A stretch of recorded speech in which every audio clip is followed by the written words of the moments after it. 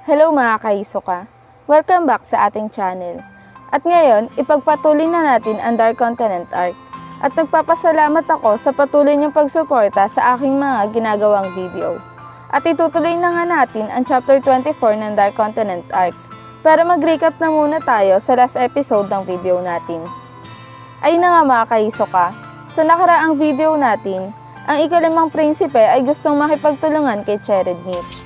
At ang mga 9 beasts ng 5 matatandang prinsipe ay nagpakita na din. Sa kabila naman, si Teta at Salcob ay nagpaplano kung paano nga ba nila mapipigilan ang ika-4 na prinsipe na hindi matuto ng Nen ability. Sa kadahilanan na kapag natuto ito ay talaga namang malaking banta ito sa kanila. At dito na nga natapos ang Chapter 23. At ngayon, ipagpapatuloy na natin ang Chapter 24 ng Dark Continent arc. Pero kung bago ka lang sa channel na ito, i-like at subscribe mo na at huwag mo na din kalimutan na i-hit ang notification bell para update ka sa mga bagong video na i-upload ko. Tara mga kahisoka, umpisa na natin. At dito sa larawan na ito, ay makikita natin ang ikatlong prinsipe na si Zhang Lei na lumabas din sa dining hall. At kasama nito ang kanyang 2 bodyguard. At dito ay nasabi ng bodyguard kay Zhang Lei, "Kamahalan, ang ika-14 na prinsipe ay naubos na ang kanilang bodyguard." Sagot naman ni Prinsipe Zhang Lei, talaga ba? Na naubos na ang Royal Guard ni Prince Wable? Oo sir, at nakumpirma na ito ng mga Royal Army natin. Maliban na lang dun sa 2 hunters na kinuha nila sa labas ng agency natin. Sagot naman ni Zhang Lei, wala akong alam patungkol dyan at hindi ko naisip na uunahin nilang atakihin ang sanggol. Dagdag pa nito, sandali nga lang, di ba yung mga batang prinsipe, yung mga guards nila ay nanggaling sa ibang queen? Sagot ng guard, oo sir, nanggaling nga po ang ibang guard nila sa mga reyna. Sagot naman ni Zhang Lei, so kung gano'n naman pala, parang may kakaiba ata. Kasi kung yung lahat ng mga bodyguard nila ay namatay, ang ibig sabihin may pumapatay talaga. O di naman kaya, sila mismo ang pumatay sa mga guard nila para mabawasan ang hinala sa grupo nila. Para sa mga hindi masyado makagets, ang ibig sabihin dito ni Prince Zhang Lei, ang mga bodyguard mismo ang pumapatay sa kapwa nila bodyguard dahil natuklasan nilang may mga spy sa kanilang grupo. Kaya naman, sila mismo ang umuubos dito. Sana naintindihan nyo yung part na yan. Balik tayo sa kwento. Dito ay nagsalita na ang isang guard ni Zhang Lei. Sa totoo lang kamahalan, meron pa akong gustong sabihin sa'yo na importanteng bagay. Alam nyo na po ba ang patungkol sa Nen Beast? Sagot ni Zhang Lei. Anong Nen Beast? Sagot ng guard. Nagtanong na kami sa ibang guards patungkol dyan, pero kahit isa sa kanila ay walang nakapagsabi sa amin patungkol sa Nen Beast na yan. Sagot ni Zhang Lei. Kung gano'n naman pala, pwedeng ayan ang dahilan, o ayan ang susi dito sa nangyayaring kaguluhan na ito, at sa pagkaubos ng bodyguard ni Prince Wable. Dito ay makikita natin na talaga namang napapaisip ng malalim ang ikatlong prinsipe.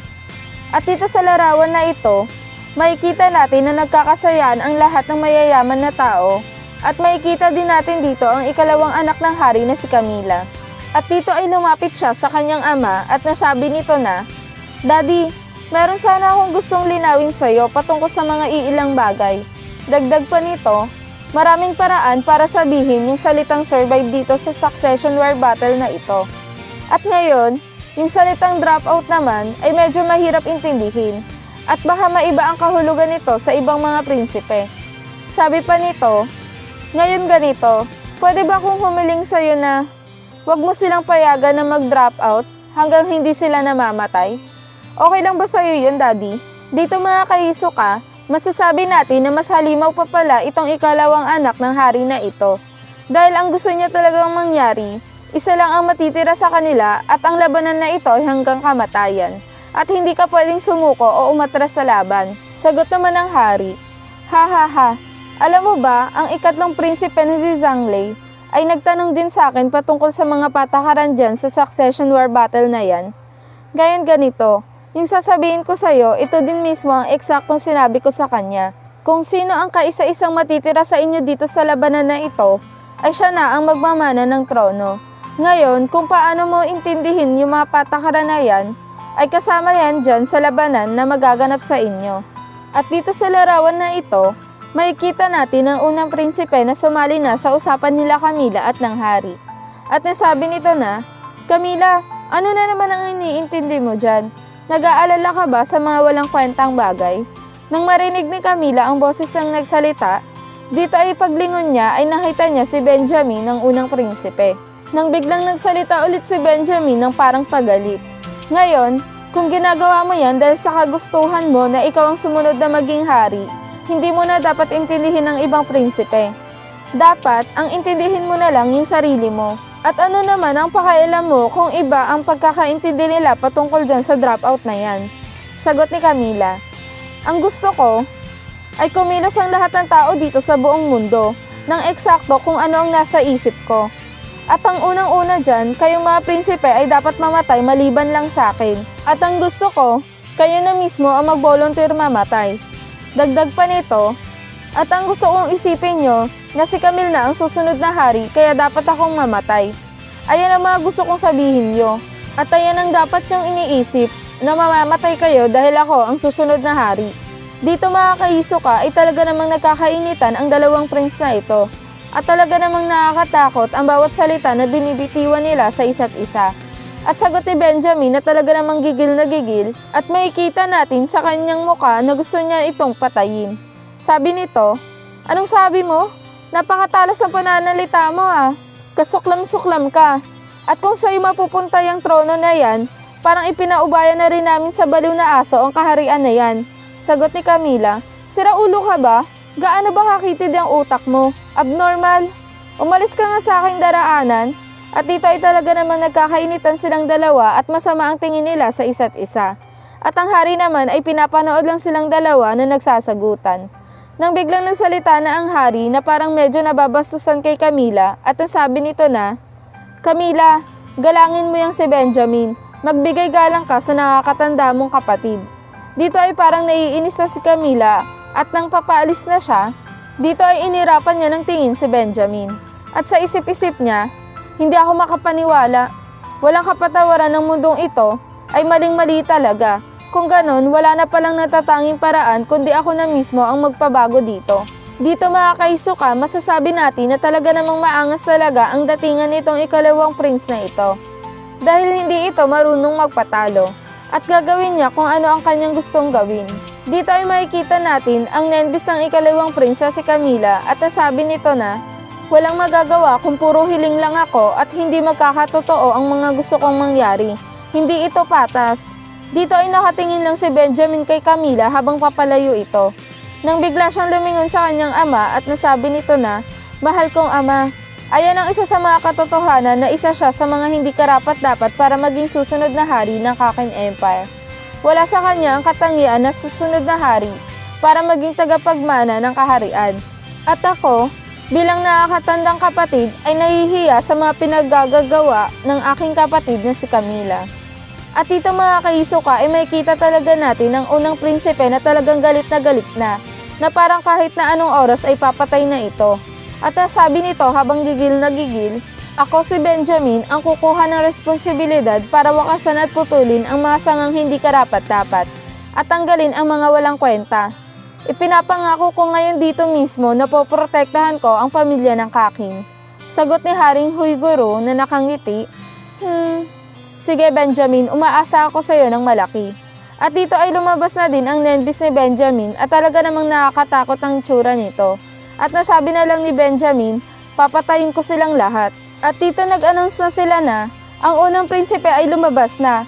Ngayon, ang Area 1 ay maging alerto na. At dito ay makikita natin si Prince Benjamin na sinira ang kanyang damit dahil sa gigil nito. At nasabi pa nito sa kanyang sarili, papatayin ko ang lahat. At hindi na ako makapaghintay na dumaong ang Blackwell bago sila mamatay. At dito ay naglalakad na ng mahinahon ang unang prinsipe na wala ng suot na damit. Dahil nga sa gigil nito kanina. At nasabi nito sa kanyang guard, sabihin mo sa kapitan na si Balsamico na dalhin sa aking harapan ang ika-4 na prinsipe na si Cherednich. Sagot ng guard, masusunod po kamahalan. Dagdag pa ni Benjamin, wala akong pakialam kung paano nyo gagawin ang mga inuutos ko. Ngunit ang gusto ko, buhay niyo siyang dalhin sa akin dahil ako mismo ang papatay sa kanya. Naiintindihan mo ba? Sagot ng guard, masusunod po. At dito ay tinawagan niya na si Balsamico. At ito na nga, kaharap na ni Benjamin si Balsamico. At sinasabi nito kay Benjamin ang patungkol sa Nen. Biglang sabi ni Benjamin, "Ano? Meron kaming mga Nen Beast? At may kapangyarihan kami ng Nen? Kung ganon, bakit hindi ko makita ang Nen Beast ko? Asaan siya?" Sagot naman ni Balsamico, "Teorya lang ito, sir. Pero kasi baka meron kayong mga patakaran na hindi nyo na nagagawa o hindi nyo pa naaabot. Kaya naman hindi nyo nakikita ang mga Nen Beast na yan. At dahil dyan, kung hindi mo makikita ang Nen Beast na yan, pwede nating sabihin din na pati ang mga kapatid mo ay hindi din nila nakikita ang mga Nen Beast na meron sila." Dagdag pa nito, at isa pa, dahil sa hindi inaatake ng Nen Beast ang ika-14 na prinsipe, ang ibig sabihin lang nito, marami pa tayong hindi alam patungkol dyan sa kapangyarihan nyo na Nen Beast. Kaya naman, mas maganda kung kukuha pa tayo ng mas maraming impormasyon para matukoy kung ano ang mga abilidad ng Nen Beast na yan at kung paano mo sila papasunurin. At dito ay patuloy pa rin sila sa pag-uusap. Nasabi pa ni Balsamico, kailangan natin maunahan ng ibang prinsipe na makakuha ng impormasyon patungkol dyan sa mga Nen Beast na yan. Dahil ayan ang magiging susi para sa ikatatagumpay natin dito sa labanan na ito. Ngayon, hindi tayo dapat padalos-dalos sa pagkilos dahil napakadelikado nito. Sagot ni Benjamin, "Ano ang ibig mong sabihin? Na mag-aantay ako, ganon?" Sagot ni Balsamico, "Oo, parang ganon na nga. Dahil meron tayong dalawang importanteng rason. Ang una, hindi mo nakikita ang mga Nen Beast na yan at wala kang alam patungkol sa Nen Beast. Kaya naman, kapag kumilos ka ng padalos-dalos, pwede mo yan ikapahamak at pwede mo din itong ikamatay.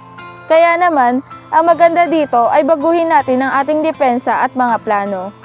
Dagdag pa nito, ngayon, ang pangalawang rason naman ay dahil sa nangyaring emergency call.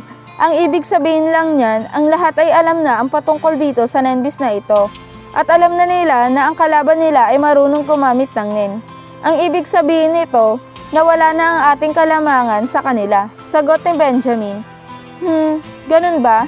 Dahil yan sa mga hunter na yan, tama ba ako? Sagot naman ni Balsamico, oo boss, dahil yan sa mga hunter na yan. At dahil sa hunter sila, mas marami silang alam patungkol sa mga Nen kumpara sa amin. Dahil matagal na silang gumagamit niyan.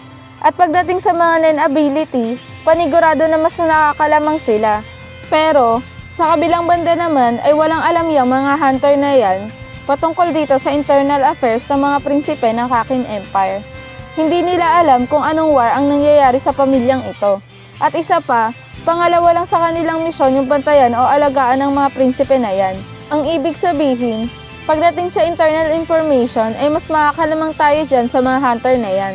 At ito ay ipinakita yung time na tumawag si Kurapika, Kalabisky at Melody patungkol sa nangyayaring paglabas sa mga Nen Beast sa barko. Ipaliwanag ko lang saglit yung patungkol dito mga ka-Hisoka. Kaya pala nalaman ng lahat patungkol sa Nen Beast at Nen ability dahil ang emergency call na ginamit ni Kurapika ay para sa lahat pala yun. So, kapag ginamit na ito lahat ng guard o di naman kaya pati ng mga prinsipe ay maaari itong marinig, kaya naman nalaman nilang lahat ang patungkol sa Nen Beast na ito. At sana naintindihan nyo yung part na yan. Balik tayo sa kwento. Sabi pa dito ni Balsamico, ngayon dahil sa ginawa nitong kaisa-isang hunter na ito, dahil sa pagbo-broadcast niya patungkol sa Nen na ito, nalaman na tuloy ng lahat kung ano ang mga posibilidad nilang makaharap at sigurado nito ang mga Nen user na yan, sila ngayon ang magiging alerto dahil alam na nila ang kanilang mga kalaban. At dito ay nagbuntong hininga si Benjamin at nasabi nito na, ano ba naman yan? Bakit kailangan niya pang gawin na i-broadcast niya sa buong barko yung patungkol sa kanyang nakita? Sinabi niya pa na Nen Beast yung nakasagupa nila. Dagdag pa nito, hindi ba ito sinabi sa kanya ni Oito? Yung patungkol sa seed urn ceremony na yan, bakit wala siyang idea sa ganyan? At kinalat niya pa. Ngayon, lahat tuloy pati ang ibang prinsipe ay alam na patungkol sa mga Nen Beast na yan at sa mga kapangyarihan na meron sila. Sagot naman ni Balsamico, tama ka dyan sir, napakaganda ng pagmamasid mo sa paligid. Kahit nga kami ay hindi namin maintindihan kung bakit kailangan niya pang gamitin ang emergency channel na yan. Pwede naman na sa grupo na lang niya yun sabihin. Pero meron kaming isang rason na nakikita kung bakit niya yun ginawa. Ayun ay dahil sa gusto niyang patigilin ang nagaganap na succession war dito sa barkong ito. Dahil kung titignan natin, kahit tayo ay kailangan natin gumawa ng panibagong plano at kailangan ulit natin mag-antay ng matagal para umatake dyan sa mga prinsipe na yan. Dagdag pa nito, yung mga hunters na yan, ang pinamisyon nila ay dyan mismo sa Dark Continent na yan. At kailangan nilang makapunta at makapaglakbay dyan at i-explore yan. Ngayon, ang gustong mangyari ng mga hunters na yan ay hindi sila madamay sa labanan na nangyayari dito. Pati na din yung mga prinsipeng binabantayan nila habang nandito sila sa loob ng Black Whale. Sagot naman ni Benjamin, so ang ibig sabihin, pwede din na ang mga hunters na bodyguard ng bawat prinsipe na yan ay nagbibigayan na sila ng mga impormasyon para iligtas ang mga prinsipe nila at hindi madamay dito sa nagaganap na digmaan. Dagdag pa nito, depende pala yan sa mga hunter na yan kung ano ang mangyayari dito sa digmaan na ito. Depende kung paano nila gagamitin ang mga prinsipe at yung mga Nenbis na meron sila ngayon. Dito mga ka, ang gustong iparating ni Benjamin dito na ang mga hunters ang magkokontrol sa mga prinsipe kung ano ang dapat nilang gawin para makaiwas sila sa nagaganap na digmaan. Sagot naman ni Balsamico, oo tama ka boss. Dagdag pa nito, pero dahil sa hindi natin alam yung mga kapangyarihan ng mga hunters na yan, lalo na yung mga Nenbis ng ibang prinsipe, kaya naman napakadelikado ngayon sa sitwasyon natin. Sabi pa niya, ngayon ganito, malaki ang posibilidad na ang mga prinsipe na ito ay magtatanong sa kanilang gwardya kung sino ang mga marunong gumamit ng nen. At kung sakaling nalaman nila na meron silang gwardya na marunong gumamit ng nen, paniguradong magpapaturo yung mga yan kung paano gamitin ang kapangyarihan ng nen para magawa nilang utusan yung mga Nenbis nila. At kung sakaling matuto na sila ng nen, ito ang pinakadelikado para sa atin. Sagot ni Benjamin, sige ganito gawin natin. Ipatawag mo ang lahat ng private soldiers ngayon din. Sagot ni Balsamico, sige sir, masusunod po. Dagdag pa nito sa kanyang isip, itong taong ito madalas ay hindi niya naiintindihan ang paliwanag ng iba. Kaya naman pabigla-bigla ito ng mga desisyon niya. Pero kapag sinimulan mo na kausapin itong si Benjamin at bigyan ng mga impormasyon, ang gaganda ng mga paghatol niya na ginagawa niya. Tamang-tama lang talaga siya para maging susunod na hari. Ang pagiging sunod-sunuran niya at walang takot, yan ang kailangan ng Kakin Empire. At ito ay makikita na natin ang lahat ng private soldier ni Benjamin na kinakausap niya na. Sabi ni Benjamin, ngayon gusto kong maging guard kayo ng bawat prinsipe. Pumunta kayong lahat sa kanila ngayon at bantayan kung ano magiging kilos nila. At sabihin niyo sa akin ang lahat ng matutuklasan niyo. At mag-focus lamang kayo sa mga hunters na yan at lalo na sa mga Nenbis na yan. Ngayon, kung sakaling aatakihin kayo ng mga yan o maramdaman nyo na delikado na kayo, dagdag pa nito, binibigyan ko kayo ng karapatan na gawin ang lahat ng kailangan nyong gawin sa ngalan ng pagdepensa sa sarili. Sa madaling sabi, binibigyan ko kayo ng permiso na patayin silang lahat. Dito mga kaisuka ay masasabi natin na talaga naman magkakaroon na ng isang madugong labanan sa pagitan ng unang prinsipe laban sa lahat ng prinsipe. At ayan ang sobrang kaabang-abang talaga. Dito ay makikita natin ang lahat ng private soldier ni Benjamin at sabay-sabay itong nagsabi na, masusunod boss. Nang biglang nagsalita si Benjamin at nasabi nito na, Balsamico, nakikita mo na ba ang aking Nenbis? Sagot ni Balsamico, oo boss, nakikita ko at sobrang linaw pa. At ayang Nenbis mo na yan ay nababagay talaga sa'yo bilang susunod na hari ng Kakin Empire. Dito ay makikita natin ang ngiti ng Nenbis ni Benjamin na parang gustong pumatay. Makikita sa larawan na ito ang ikatlong prinsipe na si Zhonglei at si Camila. At nasabi ng ikatlong prinsipe sa kanyang sarili, nagsimula ng kumilos si Benjamin at ipinadala niya na ang kanyang private soldier para maging spy sa amin. Dagdag pa nito, kumukuha siya ng mga impormasyon patungkol dyan sa mga Nenbis na kumakalat dito sa barkong ito. At sa kabilang banda naman, makikita natin si Camila at nasabi nito na, huwag niyong hahayaan na makikita ko ang mga yan sa aking kwarto. At kung sakaling makikita niyo sila doon, patayin niyo agad sila. Dagdag pa nito, tawagin niyo nga si Mami. Dito ay mapapansin natin na hindi nagrereklamo ang ikatlong prinsipe at ikaapat na prinsipe dahil alam nila na may pahintulot si Benjamin na mag-spy sa kanyang nakakabatang kapatid. Dahil si Benjamin ang pinaka-commander ng buong Royal Army ng Kakin Empire. Kaya naman, pinahihintulutan itong magpadala ng mga private soldiers sa kanyang mga kapatid. At dito naman sa area ng ikaapat na prinsipe, nasabi ng kanyang guard, boss, andito ang mga soldier ng unang prinsipe. Pero hindi niya naman kailangan magreklamo sa utos niya dahil kuya mo siya. Onting kaalaman lang mga kaisuka, si Benjamin at si Cherednich ay totoong magkapatid. Ang ibig sabihin, hindi lang sila magkapatid sa tatay kundi pati na din sa ina. Kaya naman 100% na magkadugo talaga silang dalawa. At sana may nalaman kayo sa akin. Balik tayo sa kwento. Sagot naman ni Cherry Nitch sa kanyang gwardya, okay sige, sabihin mo sa kanila, mga gunggong sila. Dahil sa ngayon, magpo-focus muna ako sa Nen. At dito naman sa ikalimang prinsipe na si Tubepa, nasa isip niya din na ang gusto lang talagang mangyari ni Kurapika ay mapatagal itong labanan sa barko na sinasakyan nila hanggang sa makalapag sila sa Dark Continent. Dagdag pa nito, gusto kong makakuha ng impormasyon patungkol dyan sa hunter na yan. Kaya naman, dalhin niyo siya sa akin ngayon din. At dito naman sa area nila Queen Oito, makikita natin na nag-uusap pa din sila Kurapika at Bill patungkol sa mga kailangan nilang gawin dyan sa mga kalaban nila. Biglang nagsalita si Bill, bakit hindi mo na lang gamitin yung kapangyarihan ni Sayid para makakuha ng impormasyon dyan sa mga prinsipe? Para makuha natin kung ano ang mga Nendis nila at malaman natin kung ano nga ba ang kapangyarihan nila. Sagot naman ni Kurapika, pwede naman yung mga sinasabi mo. Subalit hindi ko ito pwedeng gawin dahil hindi ako pwedeng kumuha ng isang impormasyon habang binabantayan ko si Prince Wable. Dagdag pa nito, kasi ang mangyayari niyan, yung atensyon ko ay mapupunta sa dalawang misyon at hindi yun maganda. Kasi hindi ako makakapag-focus sa pagkuha ng impormasyon patungkol sa Nendis na yan habang binabantayan ko si Prince Wable. At dito ay napapaisip silang dalawa at nasabi nila na ang pangit talaga ng sitwasyon namin. Dahil kahit anong gawin naming plano ay bumabagsak pa din ito. At kulang din kami sa mga tao para gawin ang misyon na ito. Nang biglang meron silang narinig. Ding dong! Biglang nagsalita si Kurapika. Ayan na ata ang bodyguard ng unang prinsipe na si Benjamin. Dagdag pa nito sa kanyang isip, magkakaroon na naman ng bagong spy. At dito ay nagsalita na ang gwardya sa labas ng pinto at sabay sabi na, si Vincent ito ang Royal Guard. At inutusan kami ng unang prinsipe na pumunta dito para bantayan si Prince Wable. Dito sa larawan na ito ay makikita natin ang biglang pag-iyak ni Prince Wable. Sabi ni Reyna Oito, ano ang nangyayari? Bakit ka umiiyak?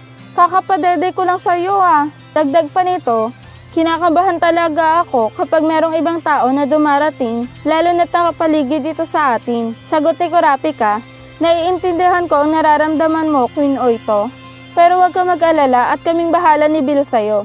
Magpapalitan kami ng ship para bantayan din ang Royal Guard na yan. Nang biglang nagsalita si Bill, hoy, sino ka? Bigla naman napalingon si Kurapika at ang laki ang mga mata nito. At sabay naghanda na sila para protektahan ng Prince. At sabay sabi ni Kurapika, Bill, bantayan mo si Prince Wable.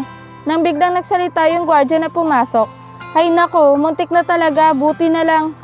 At dito ay makikita natin yung babaeng nagbukas ng pinto na hawak-hawak ang patalim na nakatusok sa kanyang puso. At hawak-hawak ito ni Vincent. At sabay nagsalita si Vincent, bigla na lang siya kumuha ng kutsilyo at inatake ako, kaya naman wala na akong nagawa. At isa pa, meron siyang hawak-hawak na vial poison, sigurado akong gagamitin niya ito sa akin. Gusto niya akong lasunin at gusto niya akong patayin agad. Muntik na talaga ako dun ah. Dito ay habang sinasabi niya ang mga bagay na ito, napapangiti na lang siya, na parang nang-aasar pa kila Kurapika at Bill. Dagdag pa nito, so ngayon, dahil sa inatake niyo ako, wala akong magagawa kundi depensahan ang aking sarili. Tama ba ako sa aking ginawa? Dito ay nakangiti pa rin siya habang sinasabi ang mga ito. At habang nakatitig lang si Kurapika kay Vincent, nasabi niya lang nito sa kanyang sarili na hindi ito spy, pero sigurado ako na assassin ito. At dito na nga nagtatapos ang chapter 24 ng Dark Continent Arc. Isang nakakabiting katapusan na naman ang ating nasubaybayan mga kahisoka. Kaya naman patuloy pa nating subaybayan ang mga susunod na chapter dahil araw-araw na ako mag-a-upload ang patungkol sa manga ng Dark Continent Arc. Kaya naman, huwag kayong magsasawang subaybayan ang aking mga ginagawa at suportahan ang ating channel. At kung nagustuhan nyo ang ating kwento, share nyo na ito at mag-iwan na din kayo ng isang like para mas ganahan akong gumawa pa ng mas maraming video. At shoutout muna tayo para sa mga loyal sa channel natin. Shoutout sa'yo, Yuri New Movies, Denver Adlawan, Papa Victor, Morong Hisoka, George Aloba, Tabset, at pasensya na kayo mga kahisoka sa mga pangalan na mali ang pagkakabigkas, sana maintindihan nyo pa rin. Muli, maraming salamat. Ito po si Hunter Hisoka.